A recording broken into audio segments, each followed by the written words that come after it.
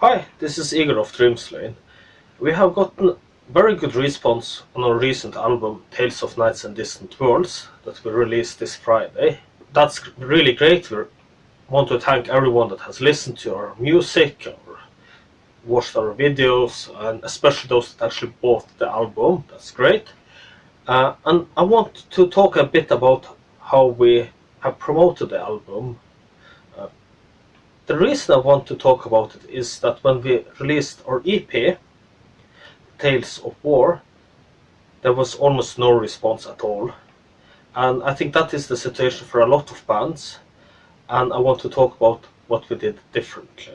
So, a lot of what we've done differently this time, I have learned from Matt Bacon and Curtis Dewar, I hope I get the name right, that work a lot with marketing but has also been very kind to share a lot of advice for free. They run a music marketing mixer Facebook group. They have a lot of online resources that you can read yourself. Matt Bacon does his Bacon Bits where he talks a lot about this stuff. And we've also done some challenges for like Instagram marketing, Facebook marketing and so on, where we learned a lot. And of course, check them out. I'm not going to in a minute condense that knowledge into this video, but one of the key points there is to interact with other people and that make yourself known before you release the music. You can't just post your music to a Facebook group and think that people will check it out if they have never seen you interacting in that Facebook group before.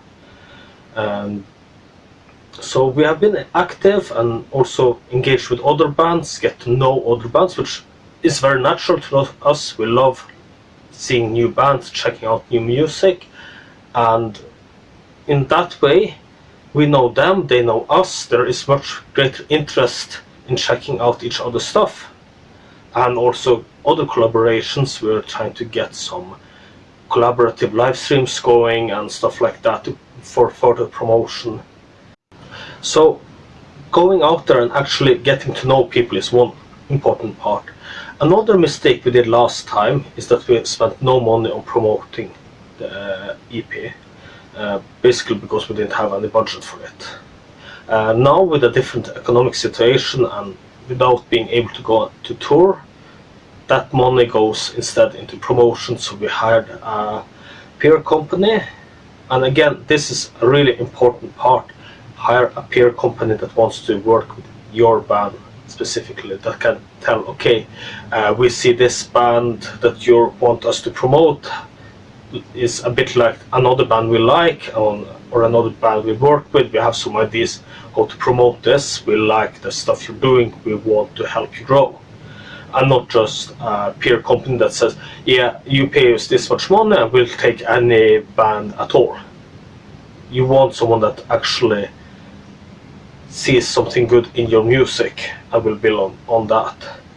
So we work with Imperative PR. We're very happy to work with them. They have really spread the word, and we get a lot of responses from magazines and websites that we have never have even heard of, but when we check them out, they have a big following. So we reach new markets, new people that haven't heard of us before, and that actually like our stuff, which is also very cool. Finally, one important thing to consider is to promote the music before the release date. Last time we printed the EP, we did a release show that was really cool. We did that in Switzerland. It was very fun and great tour, and we sold some albums. But only after actually having put out the EP, we started talking to people. Do you want to review this? We have it out now, or it has been out for half a year. Do you want to review it? Don't do that. This time we have started in advance, so we had to wait. And I know this is very hard. You have made something, you want the world to see it. But the album was finished in November last year, and we have waited until now with releasing it, just so our PR company could take time and promote it, that we could send it out in advance to reviewers, both through the peer company, and we talked with people that could be interested in reviewing it. And so we actually have made people aware of that there is a band called Dream Slain that plays epic metal and progressive rock before we released the album. So people were interested in checking out. They have heard about this band, what new are they coming with? And of course it helps to already have something that people can check out at the time of promotion. So we had a video, we had some singles out, and of course we had the EP. So bottom line is that you have to work on promoting the album for a long time, both before releasing and after. We're still going to do a lot of stuff now that it's released, just to get the word out there.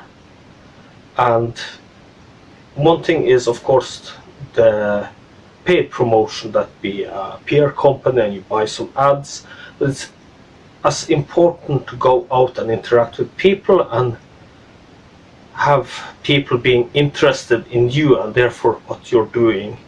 So I write reviews, and we engage in several Facebook groups, and people get in. We get to know new people that are then interested in our band and want to talk about our band for us. And I think that's the important part, because one thing is when I say come and check out my stuff, but it's much better when someone else says come and check out the stuff they did, it's really good. Of course, brag about your stuff, but it helps much more if someone else brags about it. So in the comments I would like to hear about your band, so we can check it out and maybe we find something we like, and we would be very happy to also mention you. Maybe we buy a CD, and as you have seen last year we've done a lot of pictures with CDs of small bands that we like, just to help them promote themselves by getting the word out about their band. Stay metal.